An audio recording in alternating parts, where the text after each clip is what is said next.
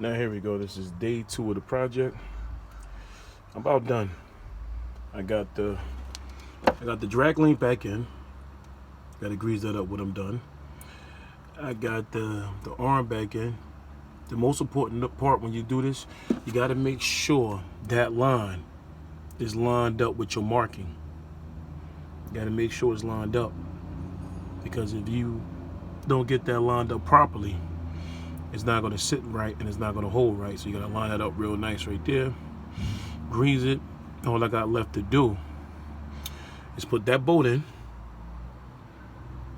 I got to put the feeder here. There's a feeder here, go from here to here. I'm going to do that in a minute. Then tighten this up.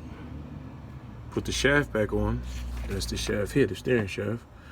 Put that back on. Then the most important thing too is getting a new filter. See how black that filter is?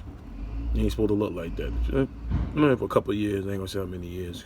Embarrassing. But I've been for a couple of years. And then if you look in the inside, you can't see nothing because it's black. Everything in there is smoke black. So I'm gonna make sure I put a new filter in there. This gotta be new. The O-ring gotta be new. And go over here. This the feeder line that I have to put on with a new oil line here. I don't worry about my truck. I need a pickup truck. And this, the bowl. And to clean that bowl up pretty decent. And the bowl goes back on. So that's how it's gonna look. Like I said, I'm not a mechanic, but I do a pretty good job doing what I do. You know, so anyway, you'll be able to save some money. That's the inside of the bowl. See, clean. Make sure you wipe that thing out clean. Got a little dirt and debris in there, but I'm gonna wipe a little more. But that gotta get clean. You see all of this? And make sure you ain't got no grooves, no abrasions on that shaft. This is a new rebuilt reman shaft, reman steering box.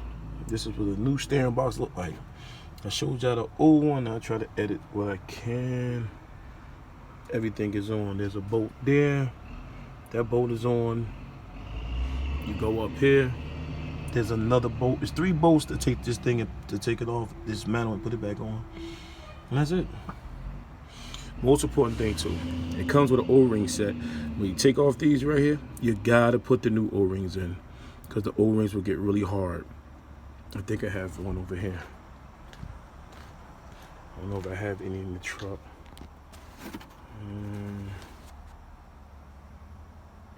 These are shocks.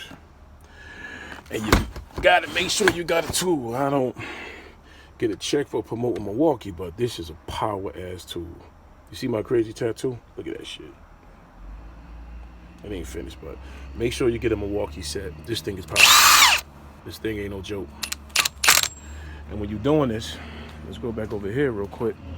These bolts right here that I was looking at, you need an inch 5/16 socket to take it off if you're gonna do the job.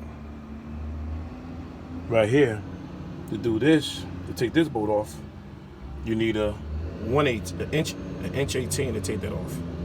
All right, you gotta make sure you put the cotter pin back in. I gotta find where I put that nut, but just gonna have to stand by. I don't worry about the coffee, it ain't the greatest, but what to do? You got some degreaser. But basically, to do the whole job, you don't really need that much. All right, you need a 22-inch millimeter ratchet, wrench anyway. I'll take this off and then put it back on, but you gotta make sure you bleed everything in there. See that? Take that off, get all the oil out. All right, get back at you.